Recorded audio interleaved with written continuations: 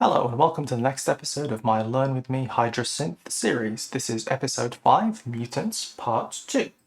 So to recap, this series follows my end-to-end process of learning to get the best out of the ASM Sound Machine's Hydrasynth Explorer. The Hydrasynth Explorer is a simplified version of the Hydrasynth synthesizer. It is not simplified in the sense of the sound engine, but it has fewer panel controls. It has mini keys instead of full-size keys, and there are only 37 keys instead of 49. Other than that, it functions equivalently. So far, we've discussed my general impressions, we've discussed the architecture of the synthesizer, we've discussed the elements to make up it and the control paradigm that you use. We've also looked at the oscillators and we've started looking at the mutants. Today, we will continue looking at some more of the mutants. First, let's remind ourselves what mutants are. Mutants are audio effects that are applied to the output of the oscillator before it goes to the mixer. So for example, oscillator 1 can be affected by mutant 1 and mutant 2 before being mixed. So let's look through them. We've already gone through several. The first one is FM, which I said I would leave until last. Last episode we looked at wave stack, which detunes 5 copies of the waveform and spreads them out. We have oscillator sync, which gives us those classic sync sounds, but without actually needing to use another oscillator for the syncing. We have pulse width original, which will, for any given cycle of any given waveform, expand or contract it, allowing for a pulse width type sound. We have pulse width squeeze, which will make part of a waveform bigger and part of a waveform smaller, but keeping the overall length the same. So this gives us a pulse width type sound. Finally, we move on to today. The first one will be pulse width ASM. So this is a special version of pulse width modulation created by ASM Sound Machines. And what makes this different from a typical PWM is instead of applying just with whatever regular periodicity you would expect, did I init that patch? Instead of applying with any periodicity that you would expect, you can specify where within that cycle the effect of the PWM is felt. So this is done with, and the top of the normal parameters that you've seen in all the other pulse width ones, the ratio, meaning the frequency with which we apply the pulse width effect, independent of oscillator 1, although expressed as a ratio with it, the depth of the effect, the wet-dry blend, the feedback, but custom edit. So this allows us to specify where, in the waveform cycle, where 0 is the beginning and 128 is the end, the pulse width modulation effect is felt. So let's jump back and let's see what happens if we set this to 100% wet. So when we're adjusting the depth, we hear basically nothing. Why do we hear basically nothing? That is because we're only specifying it to affect 0.0, which means the very beginning of the waveform, but none of the rest of it. So we can't really hear anything, especially on a buzzy waveform. Let's go into edit and let's try and just spread these out a bit. It doesn't, for our purposes right now, it doesn't exactly matter where they are. But let's listen to the effects. So you can hear, we're hearing a PWM type of sound here. Let's go and let's do this editing. So you can hear it's almost as though we're picking out not exactly harmonics, but key elements in the waveform.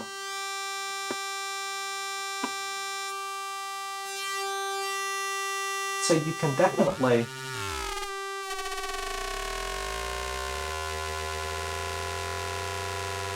some quite interesting timbres in there.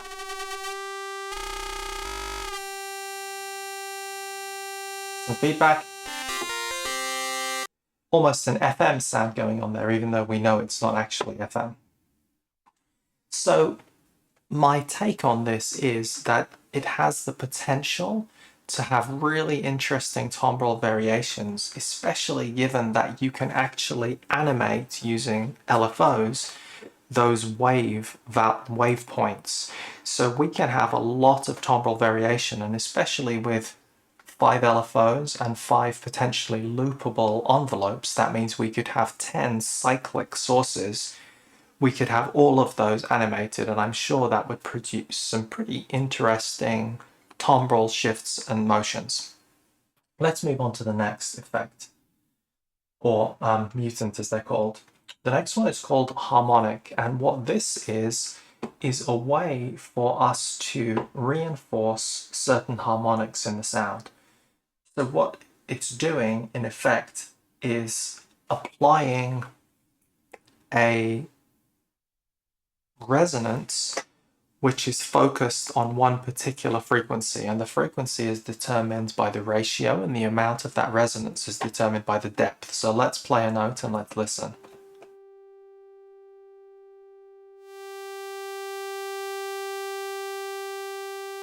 So you'll notice that it got very quiet when you turned it up. Why?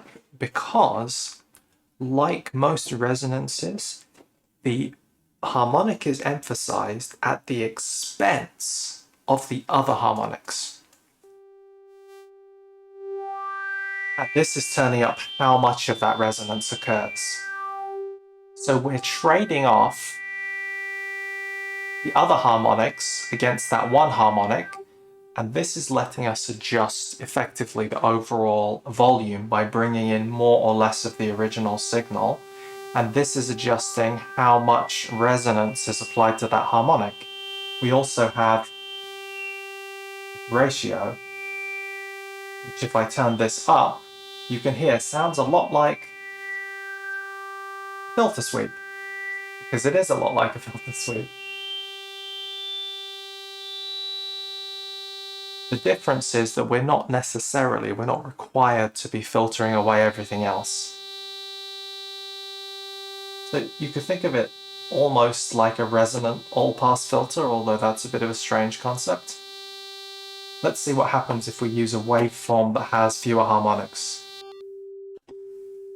So let's now sweep this ratio.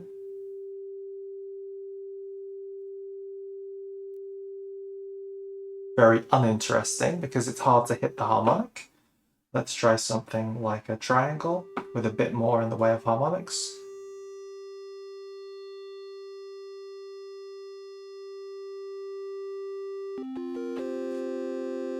So it's interesting because this gives us something analogous to a filter that we can apply before we actually hit the filter, and we have 2 filters and we have 2 mutants. So effectively we could do something similar to having 4 filters in effect. Quite an interesting proposition. Let's move on to the final one I'll be discussing today, called phase difference. So let me turn this all the way down for now. Let's turn depth all the way down. So what does phase difference do here? Let's change back to a saw. What does phase difference do here? Phase difference is going to take a copy of the audio and phase shift it by a certain amount, invert it, and apply it back to the original signal. So this depth is adjusting how much of that phase difference is happening.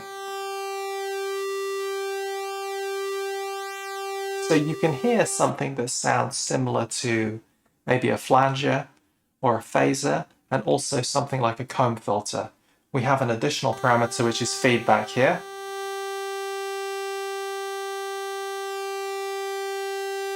Let's try a different waveform into this.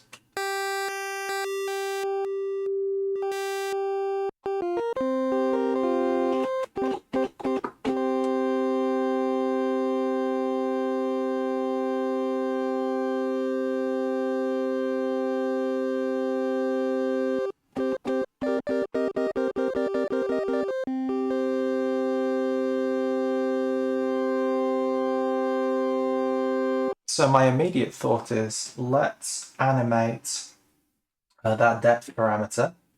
So depth parameter from LFO3. Let's look at LFO3, set it down. Let's have it free running.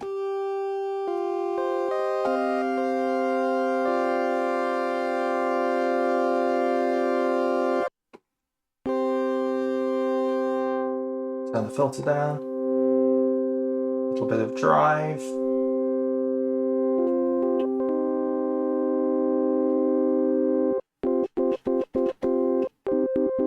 Let's have a little LFO. Turn that down. Rerunning. Let's give a bit of a pad shape.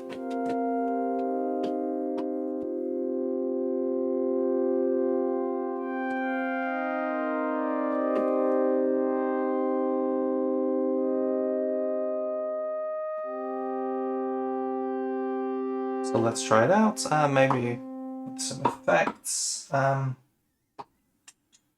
Let's see, possibly a chorus would be interesting.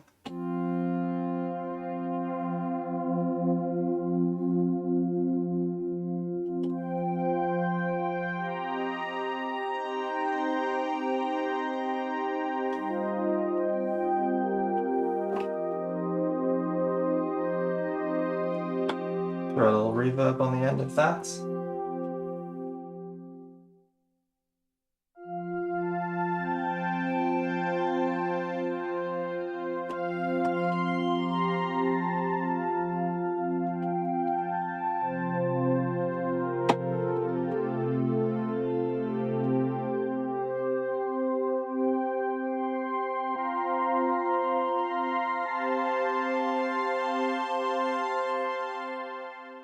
Okay, I'd say pretty interesting. I think I can imagine these mutants are of varying usefulness depending on the type of sound that you want to produce, but they do demonstrate that on top of providing a significant number of raw waves, which I haven't really explored at all in this, on top of providing the ability to morph between those waves using the wave scan feature, we have two of these mutants that can be applied on top. So ignoring the entire latter half of the synthesizer, I think there is a huge amount of flexibility just in this section. And that flexibility is probably best realized if you're interested in highly modulated, extremely moving pads. And I could imagine doing a lot of work for ambient sounds, for drones, for generic pads, and you can definitely dial this back and you can definitely hit those classic soft sounds. But I think where this will shine is in using the LFOs in interesting ways. So that means not just your sine waves, but with sequenced motion and other sort of motion. I can already hear that just with this basic set of tools, we can make some very impressive sounds. So I think that is all I would like to talk about today. So as always, I'd like to thank you for watching the series and say I hope you've been enjoying it. I hope you'll join me for some more episodes and find out more about the mutants, in particular the FM1, which, as I mentioned, I may actually do a completely separate video on for Hydrasynth FM, but it will at least be introduced in this series. But most importantly, I'd like to thank you very much for being here today and say goodbye.